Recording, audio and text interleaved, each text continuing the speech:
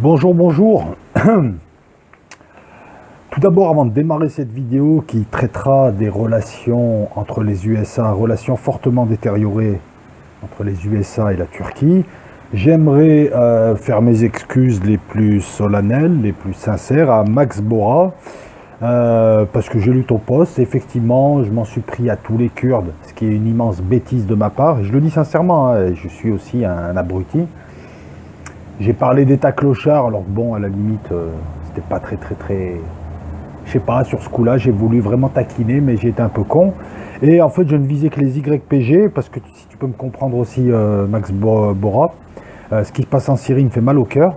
Et quand je vois certains Kurdes, effectivement, certains, parce qu'effectivement, tout le monde n'est pas d'accord chez les Kurdes, et beaucoup de Kurdes, d'ailleurs, se reviennent même vers Damas en voulant, eux, négocier une dignité, une autonomie et le droit de vivre normalement. Et c'est vrai que le père à Bachar al-Assad les a maltraités. Donc, je te présente mes excuses, j'espère que tu les accepteras. Et je ferai en sorte à l'avenir d'essayer de mettre un peu d'eau dans mon vin et de dire moins de conneries. Ceci dit, et c'était important de le dire, j'aimerais donc discuter des relations fortement détériorées entre la Turquie et les USA. Et je vais vous avouer quelque chose, il y a comme qui dirait un truc qui ne va pas dans le scénario. Alors c'est pas un complot, c'est pas ils se sont entendus, non, c'est limite ils se tirent à balles réelles. Je distingue bien évidemment les Turcs d'Erdogan.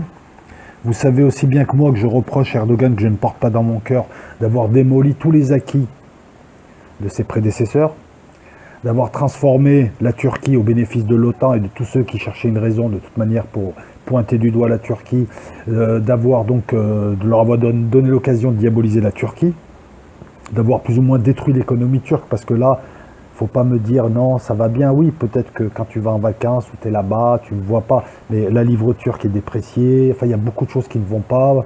Beaucoup de grands commerçants turcs et autres se plaignent qu'ils ne peuvent pas prospérer comme ils pouvaient prospérer il y a quelques années. Alors avant, on va faire un petit flashback, on va revenir à 2009. 2009, Erdogan arrive... Enfin, il arrive un peu plus tôt. Il est là, les voisins, je veux zéro problème avec mes voisins, je ne veux me prendre la tête avec personne. Après, il y a un blocus, le blocus contre Gaza, un blocus assez inhumain d'ailleurs, soit dit en passant, parce que Gaza, je pense au ghetto de Varsovie par exemple, mais bon, bref. Et l'allusion est importante, puisque les anciennes victimes sont devenues bourreaux. Ils ont toujours les meilleures excuses pour tirer sur des mères de famille, emprisonner des jeunes filles et emprisonner des avocats franco-palestiniens comme Salah Hamouri, par exemple. C'est vrai que je ne l'ai jamais nommé, mais là j'ai envie de le nommer. Erdogan, qu'est-ce qu'il fait? Il arme une flottille, qui veut percer ce blocus. Et c'est là où je ne comprends plus.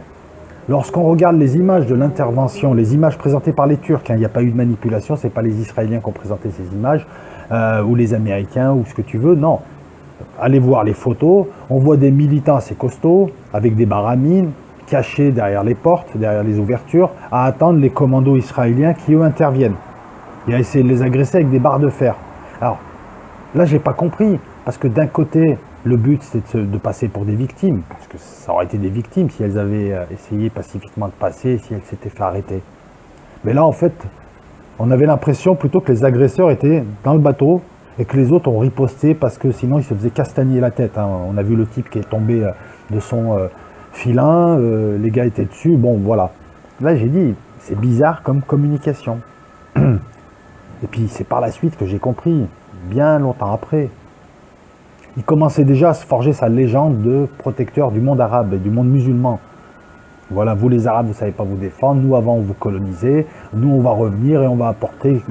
Bon, je veux bien que le monde arabe se porte mal, parce que de toute manière il est dirigé par des... Je préfère même pas évoquer le terme.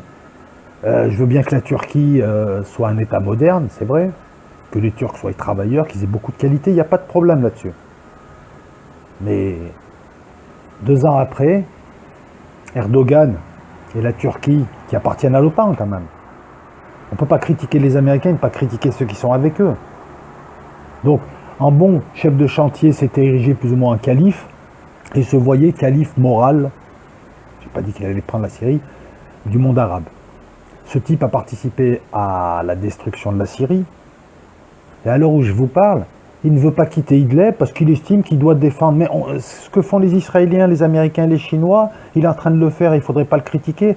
De quel droit ce type paye 18 000 Ouïghours, c'est pas moi qui le dis, hein, c'est la presse otanienne, envoie des Turkmènes, des bandits, aider des djihadistes qu'il a laissé passer, parce que les Américains lui ont demandé, parce que tous ceux qui voulaient détruire la Syrie lui ont demandé, il a fait passer du sarin, il a, et ça, tout ça est vérifiable, il a pillé le pétrole syrien en l'achetant à très bas prix à Daesh. Il a fallu que Poutine bombarde ses camions, pas les camions de son fils, parce que là, encore une fois, la Turquie n'est plus un État moderne, puisqu'il y a du népotisme de manière éhontée. Il place son gendre, son fils, sa fille, son chien.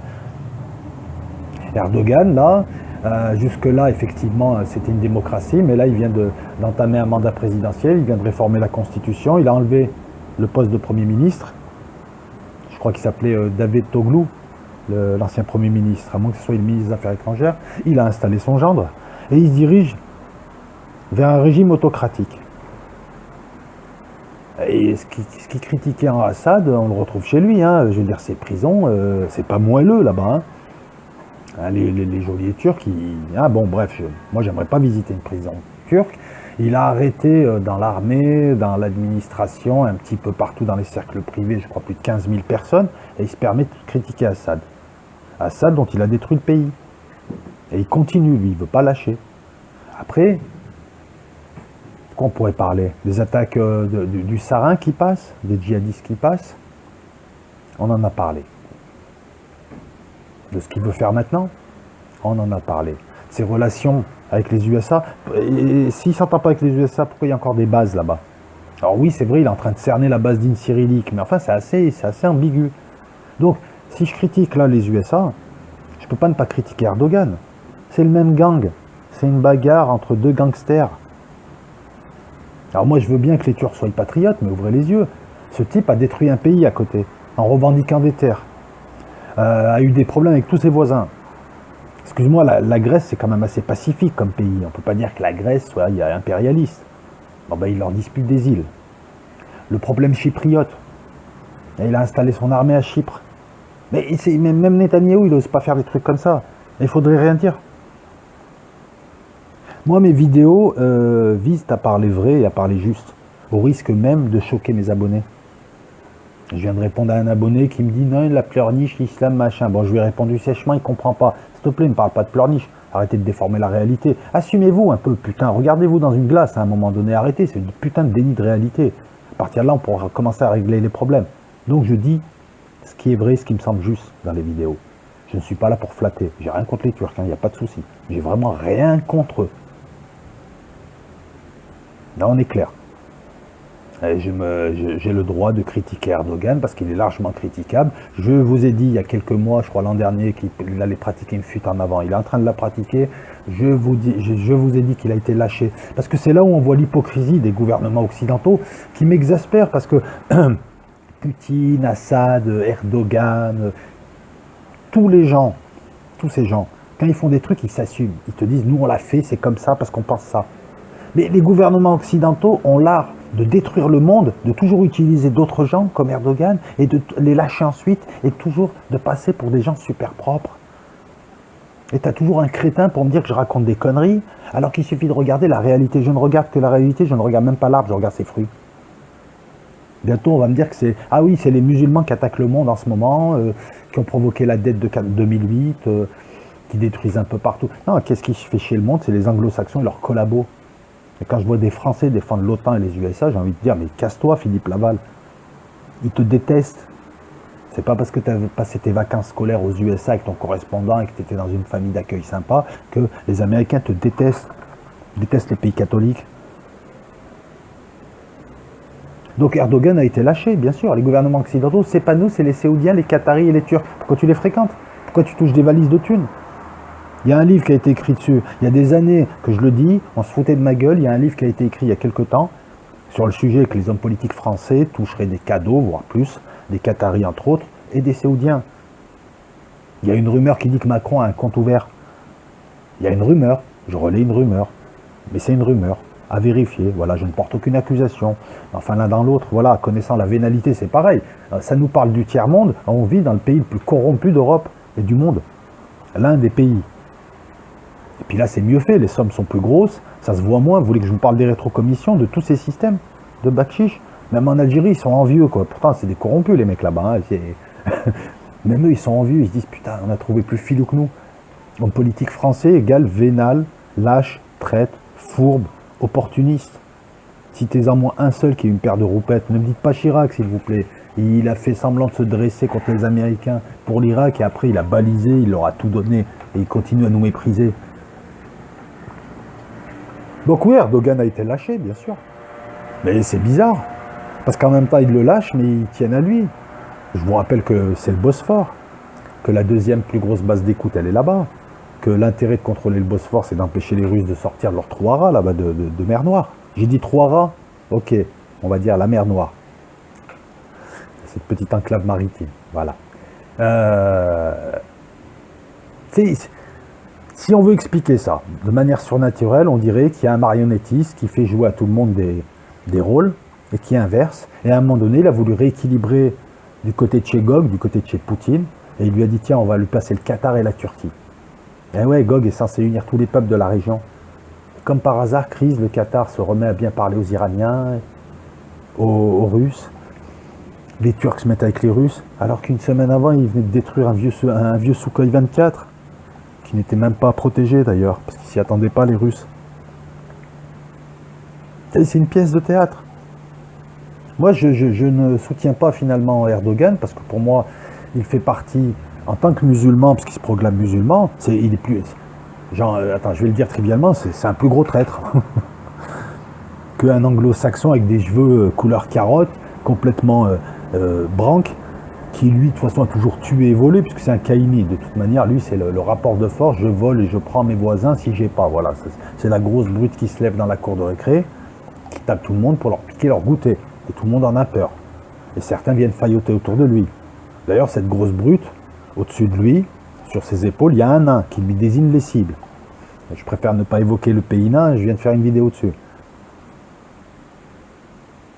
Qu'est-ce que tu veux que je te dise? Maintenant, Erdogan fait une fuite en avant, il se fait détester par tout le monde, parce que les Russes, ils sont avec lui pour le business. Hein, et pour pouvoir sortir du Bosphore, du détroit du Bosphore, des Dardanelles, parce qu'en fait, c'est plusieurs... C'est un détroit, mais il n'y a plus... C'est les deux bouts, hein, il me semble. Les Russes, de toute manière, voilà, ils veulent vendre, parce qu'ils n'ont pas un copec. Ils aimeraient se repayer, ils aimeraient s'habiller normalement à l'européenne, parce que là, ils sont en pattes d'éléphant. Oui, oui, les russophones, bondissez, là. Poutine, il est beau, il est gentil. Oui, oui, il vous faut un papa, vous. Donc là, Erdogan, il est un peu dans la merde. Il va faire quoi maintenant? Les Syriens, là, reprennent Idlib petit à petit. D'ailleurs, on voit apparaître un false flag. Je ne pense pas, vu l'état de toute manière de l'opinion mondiale complètement débile, ils te font la chasse aux mots alors que leur gouvernement détruisent des peuples entiers. Eux, ils en sont à te faire la chasse aux mots sur YouTube et sur Twitter. Hein, ces gens-là, putain, c'est vraiment la déchéance, la décadence, quoi. T'as des social justice warriors qui viennent t'emmerder parce que t'as utilisé un mot ou deux. Et c'est les mêmes qui, de toute façon, vivent entre eux, discriminent les autres, vivent au-dessus du monde entier, et ferment les yeux sur des gros massacres, mais ils se mobilisent sur Twitter parce que tu as osé dire mademoiselle, ou tu as osé dire à un mec tarlouse. Alors que, voilà les combats de ces gens. On a les combats qu'on mérite, quand même. Vraiment des minables, quoi. Qu'est-ce qu'il va faire, Erdogan, là? Il va se battre contre la Syrie? C'est raclé assuré. Ah oui, il a une grosse armée, hein. Puis ça va, il y a une armée qui se tient. C'est une armée de combat qui est prévue pour affronter une autre armée. Son armée, face à une guérilla, elle y passera. Les Américains en ont chié, les Russes en ont chié, tout le monde en a chié. Je vous rappelle d'ailleurs que François Hollande avait envoyé nos militaires 6 mois au Mali, ils se font balader par des mecs en tongs. Qui se forment, qui se déforment, ils font des groupes, ils se cachent. Ça fait 6 mois qu'on est au Mali et au Niger, non, ça fait 6 ans maintenant. À chaque fois qu'ils te disent on y va un peu, et ils essayent d'emmener l'Algérie dans ce trou à rats.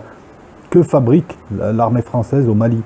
Ils ont installé un ancien caporal-chef qui a fait un coup d'État. Ah, c'est pour Total, je comprends pas, c'est pour les Américains? Voilà. Donc qu'est-ce qu'il va faire Erdogan quand il va devoir affronter l'armée syrienne? Bon, face à face, il Il les battra. Mais les Russes ne vont pas laisser faire. Il va faire quoi? Il va affronter les Russes. Et le Hezbollah.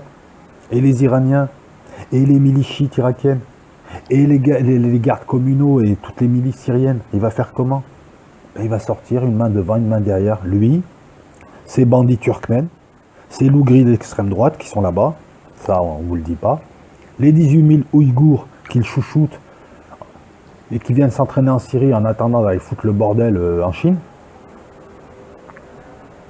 Et les Américains qui continuent à discuter avec lui. Ah, je te laisse Manbij. Mais Manbij, à la Syrie, les gars, ils discutent pour laisser des villes, se laisser des villes qui ne leur appartiennent pas. Les Américains qui trouvent pour prétexte, ah, on est là-bas tant qu'il y a l'EI. Vous faites quoi en Syrie, les gars? Alors, l'EI était mort. D'ailleurs, l'EI, je vais vous dire honnêtement, il doit rester 150, 200 combattants.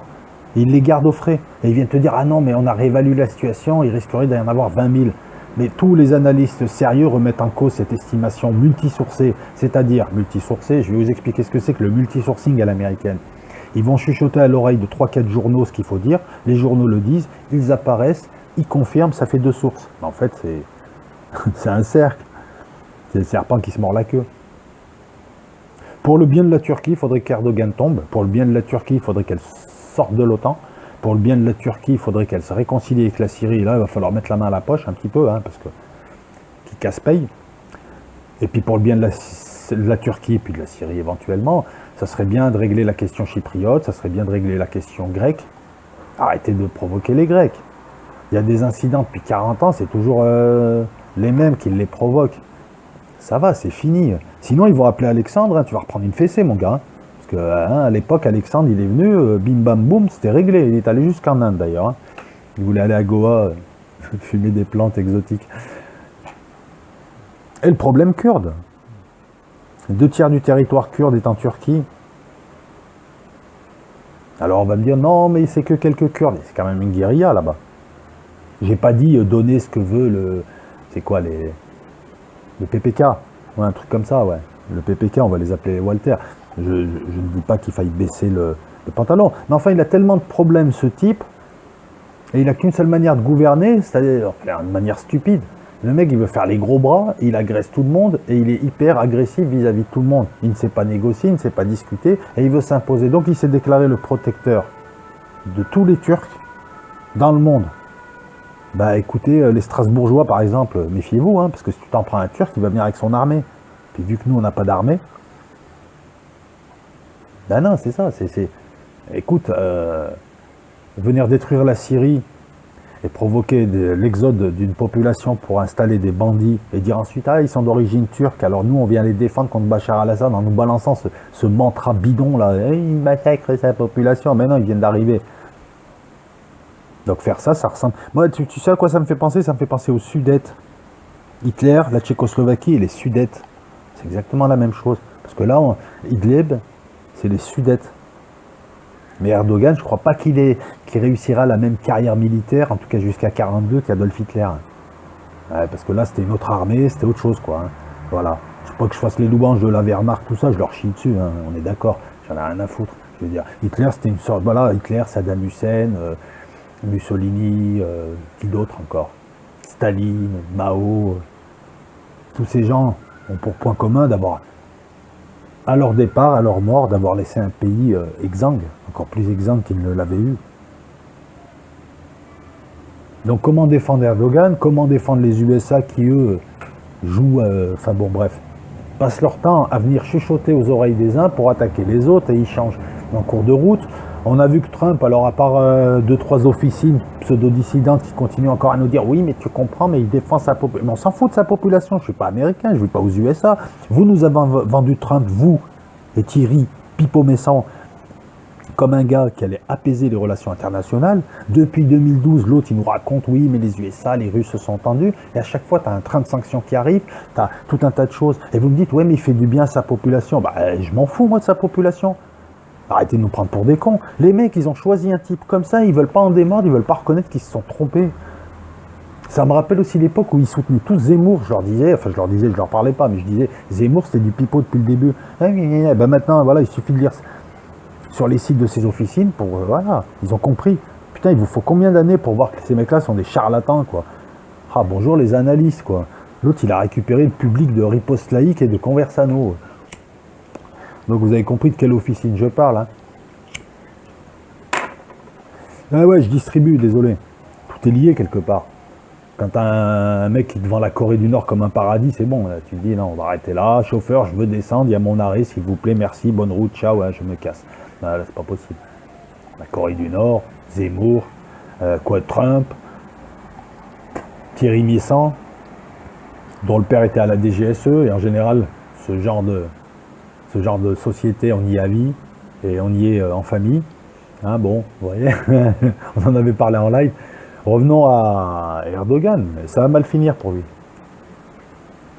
Est-ce que la Turquie est toujours une démocratie? Ben écoute, j'ai envie de dire oui, mais vite fait. Oui, mais avant qu'il t'emmène en prison. Puisque là, il t'arrête des blogueurs, il t'arrête des... Il faut arrêter un petit peu. Avant, il y avait une Turquie composite. Il y avait des gens, des laïcs, des gens qui étaient dans la religion, des gens qui venaient des montagnes. J'ai bossé dans l'immigration, alors des Turcs et des Kurdes, j'en ai accueilli, mais à gogo. Ah, je sais de quoi je parle aussi, et puis pour avoir bien discuté, il y avait de tout. Maintenant, c'est l'AKP, son parti d'islamo, je sais pas quoi, hein, parce que c'est pas des musulmans comme ça, on s'en passe. Il est affilié aux frères musulmans. Frères musulmans, dans la confrérie, a été recréé par le MI6 en 51. Ça, c'est pour nos amis coranistes qu'on ne voit jamais quand il s'agit de protéger leur religion ou de se défendre sur Internet. Mais par contre, pour menacer des Arabes, ça, ils savent faire. Oui, fais gaffe à ce que tu dis, on est des épaulards. Ben ouais, mais non, vous êtes des truites, les gars. Il y a des types là qui, le jour de l'Aïd, insultent votre Dieu et vous ne bougez pas. Qu'est-ce que tu veux que je te dise? Je suis obligé de bouger moi à votre place. Les coranistes, vous faites des lives pour parler de Dieu. Ben Dieu, il vous demande d'aller défendre votre religion au lieu d'en parler. Bande de tarlouses. Alors, ils se reconnaîtront. Surtout celui qui m'a laissé un post une fois, c'était à mes débuts sur YouTube, le gars il t'écrit, ouais, fais bien attention à ce que tu dis, parce que nous on chasse en haute mer, on est des épaulards. Mais non mon ami, t'es une truite, t'es venu me dire bonjour l'autre fois, t'es une truite. Il y a un type, le jour de l'Aïd, qui a insulté Dieu, des termes très durs, insultant Dieu en croyant insulter le Dieu des musulmans, qui est en fait aussi le Dieu des Juifs, hein. C'est pas moi qui le dis, c'est le Rav Ron Chaya, entre autres. Bon. Ce déséquilibré n'a pas de cervelle, mais il faut le comprendre, il venait d'être striké 2 fois. Il avait un petit peu perdu les pédales. Et vous, on ne vous voit pas. Ça n'a pas de lien avec Erdogan? Si, c'est un lien avec Erdogan. Erdogan fait partie de cette faction de musulmans, et là on ne parle pas des Saoudiens, là on parle de musulmans, qui trahit le monde arabe, qui a trahi. Et après, je vois des commentaires où on dit oui, mais parce que vous nous avez chassés. Mais alors c'est simple, c'est soit tu me colonises, soit parce qu'on parle jamais de la colonisation turque. Donc il faudrait que tu reviennes me coloniser et là tu me respectes. Excuse-moi, quand je vois vos posts, j'ai vu un petit peu ce que vous pensez des Maghrébins, c'est pas joli, hein. Parce que les Maghrébins, c'est pas les 3-4 racailles qu'on voit ou les mange-merdes qu'on voit dans les villes qui ennuient tout le monde. Les relations américano-turques sont fortement dégradées, mais il y a quelque chose qui m'échappe, comme si le jeu se jouait à une hauteur supérieure. Et comme si on avait voulu pousser la Turquie vers l'autre camp. Et c'est le même marionnettisme. Donc de grâce, commencez pas à me parler de Poutine, de Trump, de si, non mais tu te trompes, mais je crois que tu n'as pas bien compris. Va apprendre à écrire déjà avant de venir me dire que j'ai pas compris. D'accord mon grand? Ça c'est pour les pseudo géostratèges là, de YouTube. Et je crois que tu n'as pas compris. Oui, ça c'était comme le gars à qui je demandais pourquoi il y avait des pays arabes dans la coalition qui massacraient le Yémen. Il me dit ouais, mais c'est une décision de l'OTAN. Ah l'OTAN, ouais, bravo. Donc si l'OTAN demain te demande de buter ton père, tu vas buter ton père. De l'OTAN, de l'ONU, pardon. Voilà, c'est un peu fouillis ce que je balance là, mais ça a le mérite d'être vrai. Ça a le mérite d'être démontré. Là, je donne des arguments. Je veux dire, à part les sans-cerveau, là, il y a des arguments. Il y a des faits posés. Il faut arrêter cette petite hypocrisie, là, de croire que ton ami, c'est celui qui te ressemble, machin. Erdogan a... J'oublie aussi que font les troupes turques en plein territoire irakien, alors que les Irakiens n'en veulent pas. Le gars, il est arrivé, il a mis son armée partout, il menace tout le monde, il rentre partout, il fait chier toute la région. Et il faut rien dire, il faut critiquer. Même Netanyahou, il n'a pas fait ce que tu as fait, gars. Et là, je fais style, je m'adresse à Erdogan. Même le Netanyahou, bon, bref, vous savez ce que je pense de Netanyahou, il n'a pas fait ce que tu as fait. Et il menace l'Europe. Il fait partie de ceux qui ont créé la crise des migrants, et il a un volant de migrants de 2 à 3 millions de personnes, qui laisse de temps en temps, pas les 3 millions, mais il laisse de temps en temps passer des migrants pour ennuyer les Européens. Les Européens lui donnent des milliards pour les garder. Ça aussi, c'est fou. Les Européens vont détruire les verrous qui les protégeaient d'une migration incontrôlée. Ils vont les détruire parce que les Américains leur ont demandé. En fait, les hommes politiques européens suicident l'Europe. Et on a Erdogan qui fait un chantage aux migrants. Et on a Merkel qui va les accueillir avec des nounours, espérant les faire travailler dans des caves à 4 € de l'heure. La civilisation.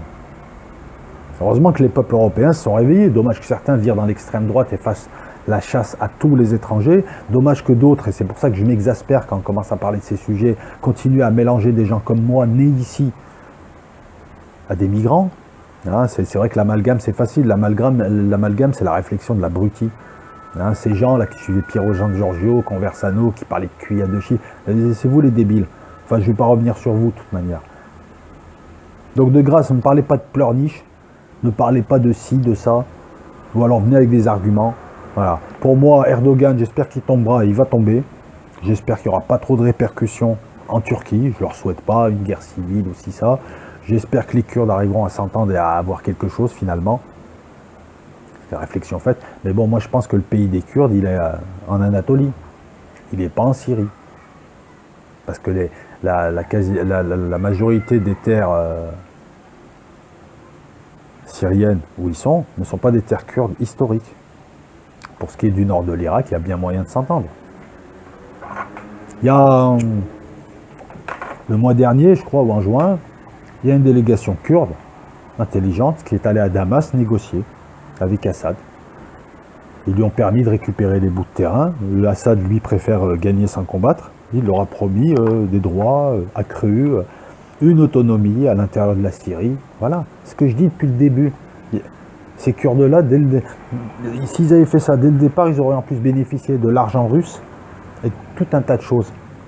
Ben non, eux, ils sont allés suivre les sirènes américaines qui les ont laissés tomber, qui ont préféré se mettre avec les Turcs, avec lesquels ils ne s'entendent pas. C'est quoi cette histoire?